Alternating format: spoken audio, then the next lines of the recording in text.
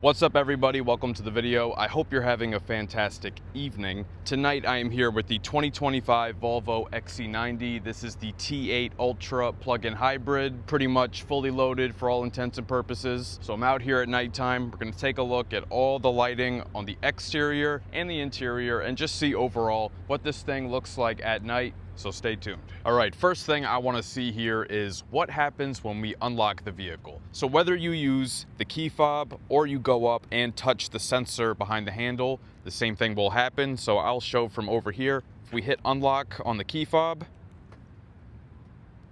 we get a flash from the turn signals and then that cool little animation on the daytime running lights. And then as we come up to the side here, you can see we have a puddle light on the bottom of all four door handles. Okay, now I have it locked again.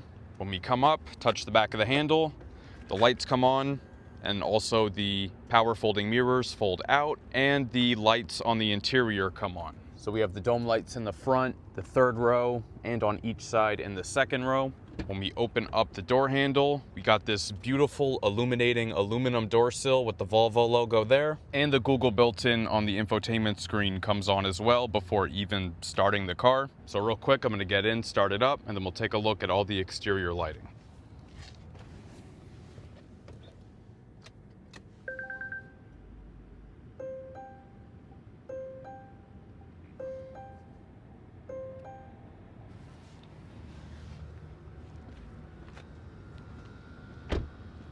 All right, so now we have the headlights turned on, so let's take a close look. So for 2025, we do have updated headlights. So we have a revised Thor's hammer running light, as Volvo calls it, because it is the shape of a hammer. We have one large projector beam LED down there at the bottom, this kind of split looking one up top, this tiny little amber marker with Volvo on the inside of it. That's a really small, fine detail. And if we look inside the housing on the side, you can see another little light there, and that is the cornering light. And what that does is if the wheel is turned to the left, since this is the left light, that little light will come on and illuminate to the side. So as you can see right now, it is off. And then once you turn the wheel to the left, then it comes on, as you can see right there. And so the benefit of that is so that the lighting isn't just going straight out, it's also going out to the side as well, so that makes a much bigger angle that the lighting covers. And if you're turning left, going that way, it's good to have that lit up so that you can see what's coming in the direction that you're going. We also have a significantly updated grille for 2025, a whole new pattern. So you have your Volvo logo with the arrow, traditional as always, but I like how they made the slats for half of the grille go parallel with it and then the other half perpendicular. And I like how the chrome, it comes along the bottom, but they left the top bare and they made the hood come all the way down to the edge here. It's a much wider grille than it was before. Somehow they made it subtle but also in your face at the same time. I think it looks really good, and that chrome piece down at the bottom accents it really nicely. And now you can see on this side, I have the turn signal turned on, so that Thor's hammer LED daytime running light also doubles as the turn signal. So it blinks back and forth between white and amber. I think it looks very sharp, and also it looks very distinctive. And the XC90, while it is a very good looking vehicle, it is aging quite a bit because this design is about 10 years old now. And I think the place where it was showing its age the most was in the front end, but now the front end has been modernized significantly, and I think it fits right on par with, its competition and other cars, how they look today. The rest of the car hasn't really changed much, but the front end has, and I think it has changed for the better. Although notably missing, we don't have any fog lights. And now on the side, we have the LED turn signal indicator right there on the mirror. Got some more chrome trim here on the side, going across the bottom, all the way around the window trim. And up top, we have not chrome, but flat silver on the roof rails up top. Those look very classy, and it's a nice low profile roof rail, so it doesn't look like, too much. It's nice and streamlined. Everything else is paint matched to the rest of the car. So on the wheel arches, along the bottom, the door handles, the mirrors, and yeah, just looks very clean, exactly how it should, especially at this price point. No flat black plastic or anything like that. And now taking a look here at the wheels, this is a 21-inch wheel, two-tone machined aluminum alloy with gloss black. 5 lug nuts. There are optional 22s available, but this has the 21s, and it's riding on Pirelli Scorpion Verde all-season tires, 275 on the width with a 40 series sidewall. And now back at the rear, we have those signature XC90 taillights, all the way back to the original XC90 in the 2000s, had that same taillight design. Granted, this is only the 2nd generation, but you know, this vehicle's been around for about 20 years at this point. So the taillight has a really nice design, and we have all these little lines that kind of go in it, so it doesn't look boring, you know, they make it interesting. On this side, we have the turn signal turned on. You can see all these little square elements in there that glow. This also doubles as the brake light, so this will turn solid when your brake light comes on. And then this thin little strip here in the middle, your reverse light is in there. And we have nice bright white LEDs here to illuminate the license plate, and we have a little bit more chrome down towards the bottom of the bumper. And now to head back into the cargo area, this does have a hands-free feature that you can use when the vehicle is off. So let's see what we get here in the cargo area. So off to the left side, we can see 1 LED light and 2 here on the right. We got some hooks to hang some bags from, that's on both sides. These little glowing buttons you see here on the right, that's for the air suspension, so we can raise and lower the suspension to change the loading height. That way, if you need to lower it to make it easier to load in something, you can do that. And then right here, we have a 12-volt outlet. And now underneath the floor, not a whole lot of storage because we do have an electric motor down there, but you can see the charging cable. This is a plug-in hybrid after all, so you have your charging cable right there. And up above, we also have this additional light here on the inside of the tailgate for further illumination. So you have the lights 1, 2 there, and coming down this way. So that's definitely more than enough to be able to see what's back here. So one thing that's surprising is that we don't have any buttons to electronically drop the 3rd or 2nd row seat, so that does have to be done manually. So to do that, we have to pull the lever on the top of the seat. You see the headrest go down, and then we fold the seat down. Same on the other side. So with those 3rd row seats up, we have 11.2 cubic feet of storage. Now the way you see it, it's 34.1 cubic feet of storage. So now that those seats are down, if we look up, you can see we do have lighting in the 3rd row. So as you can see, still plenty bright. And now to fold down the 2nd row seats, you have to come into the 2nd row and pull this lever right here at the bottom, the same one you use to recline the seat. So that goes down like that. Not gonna fold down the other seat because I have stuff there, but now the way you see it, with all the seats folded down, it is 64 cubic feet of total storage. All right, so now I have it turned off again. So now we're gonna get in, start it up, and go over the entire interior.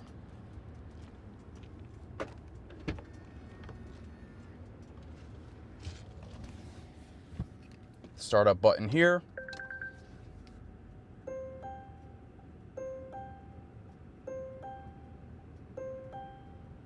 All right, let's shut the door.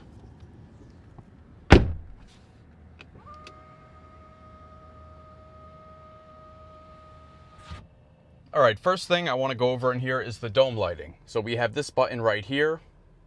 Tap it, and all the dome lights in the car come on at once. So we got the 2 up front here. We got 1 on the right side in the 2nd row, 1 on the left side in the 2nd row, and then that one we saw in the cargo area before. And I do appreciate when a car has the function to do all of it with just 1 push. Not every one has. Okay, so now I have moved to a darker part of the parking lot. So I want to go over now the ambient lighting on the interior. So we can see here in the door panel, we have it illuminating underneath this top portion. And then we have another light illuminating, can't see it as bright, but down here in the storage pocket area. We got a little bit peeking out right here, and it illuminates down onto that nice light colored wood. Nice matte finish, so there's no unnecessary glare. It's also here too. I like how they didn't overlook that. You know, it's kind of hard to jam pack stuff into these little nooks and crannies, but they took the time to do it. And then we have one big strip here on the dash, and again, you don't just see a solid light. The light is tucked underneath and it just gently glows through. Really like the look of that. Same thing there on the other side on the door. Unfortunately, it is not multicolor ambient lighting. It is just white only, but I still think it looks quite nice. Down below in the footwell, you can see my feet there, and same thing on the passenger side. And I love how the focal point here at night becomes this glass crystal shifter right here. It has its own little light inside of it at the bottom, so it glows. You can see a little bit of the reflection there, but as you can see, the light is coming from within it. Just looks really nice, really high end. That paired with the ambient lighting strips is just a very upscale feeling interior. Now back to the door panel, you can see all the buttons on here. They do illuminate. So we have our memory settings here, 3, and that's on both sides, the drivers and the passengers. The door handle and the speaker grills here are all metal, so they do reflect the light nicely, nice and shiny. Got your lock switches right there, and then your window and mirror switches. Down here you got your tailgate and gas cap release, and then the buttons on the steering wheel are also illuminated. The ones that work the display there, you have your audio controls, voice command, and your adaptive cruise control stuff here on the left. Here we have a 12.3-inch digital gauge cluster, and as you can see, we have Google Maps right there because this does have Google built in. So it's got Google Maps built right in, independent from Apple CarPlay or Android Auto. So you can use that without having a phone connected. And then on the left side, you have your speedometer. You have a digital one there, and then an analog style one going around. And then on the right side, when it's in hybrid mode, it shows a power gauge showing power and charge. But when you have it in power mode, then a tachometer pops up. And then up above here, we do get a head-up display. It shows the speed limit, your speed, and it has traffic sign recognition. And now here in the center, we have this 11.2-inch infotainment touchscreen. It is in a vertical orientation. This generation of the XC90 has always had an upright screen like this. I'm not a huge fan of it, but I mean, it's not terrible. My one gripe with it is that it does not have wireless Apple CarPlay. You do have to plug in your phone to use Apple CarPlay. Also, all your AC controls are on the screen with the exception of the 2 defrosters. Everything else you have to go into here to control. The fan speed, the zone, and then you also get your controls for your heated steering wheel and your heated and ventilated front seats. So you can control all of that right here. Now, while it may be a slight pain in the ass that it's in the screen, at least it's always like right there at the bottom in the middle. That doesn't go away, so it is always right there, but it does get a little distracting while driving. One thing I really love that this has is YouTube built right into the system. And what's great about that is that you can watch Optical Automotive right on YouTube. You can watch the XC90 video while you're sitting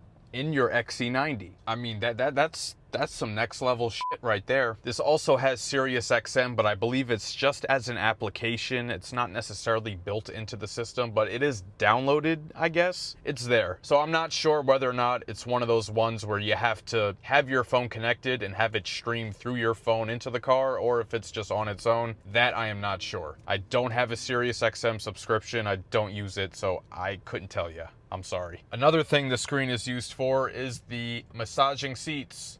So the front seats with the lounge package that we have here do massage. Well, let's stay on the massager here. So we have different programs to choose from. We have 5 programs, 3 intensities, and 3 speeds. So the 5 programs are wave, tread, combined, lower back, and shoulders. I like to keep it on lower back. And of course, full speed and full intensity, it's a must. And aside from the massager, the other seat controls, we have power bolsters that can go in and out. Here we have our power lumbar, and then down here at the bottom, we have the power extendable thigh support. So we have a lot of great configurability with the seats. We also have the camera system.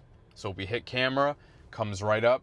So we have our 360 camera. This is the front view. We have the rear view, top down 360, and then top down on the left side, and top down on the right side. And right from here, you can turn your parking sensors and the rear auto brake on and off. So the system, it's decent. Looks a lot better in the daytime. It's a little grainy here at night, but still perfectly visible. Of course, we have Google Assistant right there, and then your drive mode selector is also on the screen.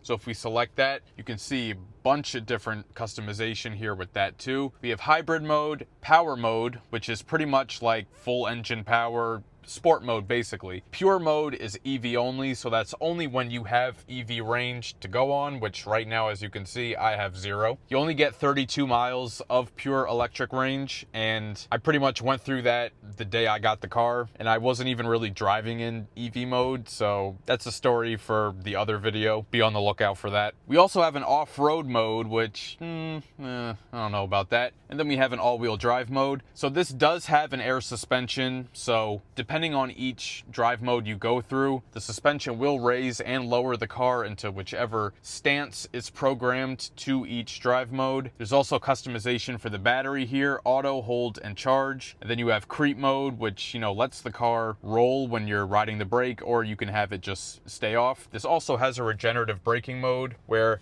if you put the car in drive and then put it in drive again, it goes into B mode, which is battery, and the car does some pretty heavy regenerative braking when you take your foot off the accelerator. You can kind of use it like a one pedal, not exactly, but it's similar to how like a one pedal driving would be on a typical EV. And as you can see here, the air suspension, it does lower when you're getting into the car and when you're getting out, but you can turn that off if you wish. And now to go over the rest of the interior. So we have some controls down here underneath the screen. We have our hazards, and then we have our front and rear defroster. We have a few audio controls. Your audio volume knob is right here with a play pause button, rewind, fast forward, and then we have the button for our glove box right there.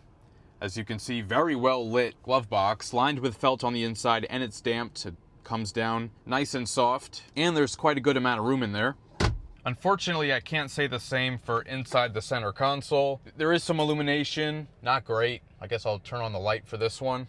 As you can see, I only have a phone, a charger, keys, and my microphone case. Doesn't go down very deep, but cars that have a rear-wheel drive bias system, the powertrain, it comes up higher, so that's kind of a given. It's an unfortunate thing that these cars have. It does impede on the storage space, but that's kind of just the way it is. So we went over the crystal shifter here, the engine start-stop button, or knob as I should say, because you twist it, you don't push it. Electronic parking brake and brake hold button. Nice wood trim here on this sliding door. Slide it back. We got cup holders. We do get some lighting in there. Let's see, I got my batteries here. We got 2 cup holders and then a little slot right here. You could hold a phone up there, but I don't know why you would, because your wireless charger is up here. And then in order to use the CarPlay, you got to have it plugged in here. So notably missing from this car, we don't have a digital rear view mirror, which to me is surprising given the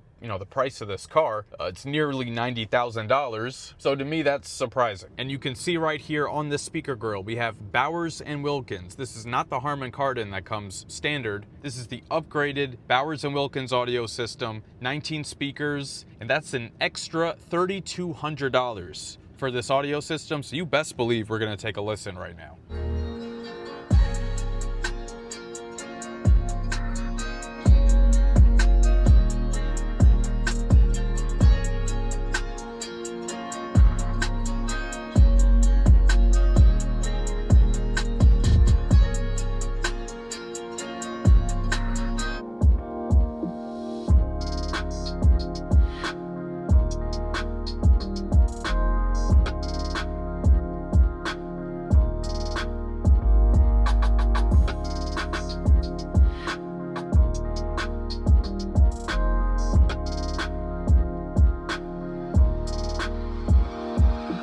By far the best audio system I've ever heard in any car, and it's not even close. Second place goes to the ELS Studio 3D Signature Edition. That was discontinued in the Acura MDX Type S, but this is just like on another level. The thing most impressive with this system is how loud it can go without losing any sound quality and without the sound getting distorted like at all. Like, I've never been able to listen to music this loudly and this clearly, especially like bass heavy hip hop music. So overall, just very impressive, and I'm really gonna miss it when Volvo takes this car back.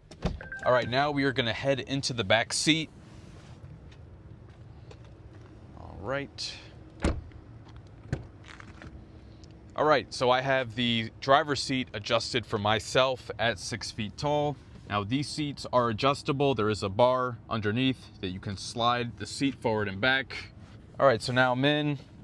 So this is with the seat all the way back. I have maybe about 4 inches of legroom to spare and going all the way up.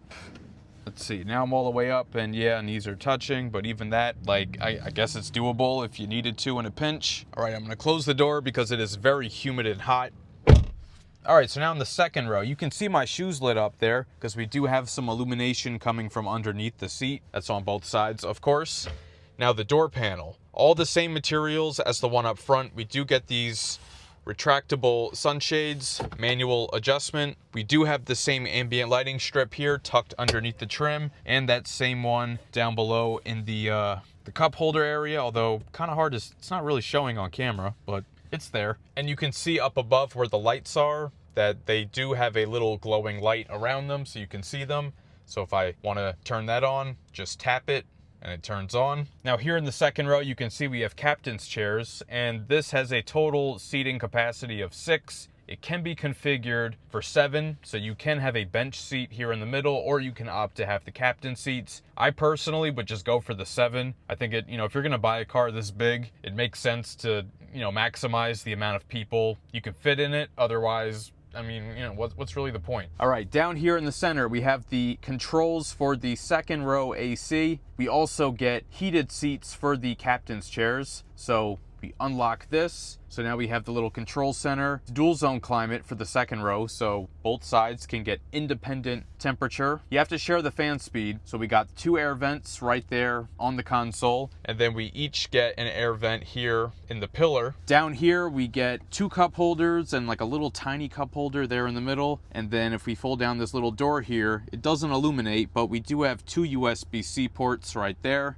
And then on these captain seats, if we fold down the armrest here and push in, you can see we have a built-in cup holder right there in the armrest. I think that's a very clever design. Okay, now I'm going to turn these lights out, but you can see how nice that ambient lighting looks all around at nighttime. I wish it could change colors, but I still think it looks very nice. All right, now I'm gonna head back into the third row, which you can do just by going between the seats. Okay, so I did turn on one of the lights we have back here in the third row, just to show where I'm at.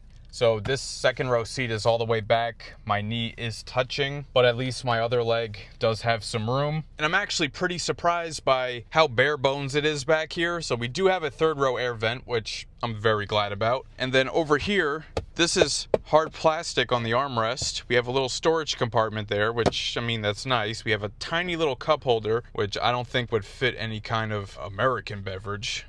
Maybe a little Poland Spring water bottle, that's about it. But we have no connectivity, no USB-C ports, no 12 volt, ain't got jack shit back here. We do have a suede headliner. I don't think I mentioned that earlier. That does go all the way to the back, which that's nice and all, but no USBs. So yeah, I have to say the third row is a little lackluster. So I guess maybe that's another thing Volvo hasn't changed in 10 years. So whenever this does get redesigned, they really need to add some third row connectivity. So that is going to wrap up this night review of the 2025 Volvo XC90. If you enjoyed this video, please share with a friend and subscribe. It'll really help the channel grow. Hit the notification bell so you don't miss any new videos. And be sure to follow @OpticalAutomotive on TikTok and Instagram, and check out the page on Facebook. And a huge thank you to Volvo for sending me the XC90 for this video. Thank you so much for watching, and I'll catch you guys later.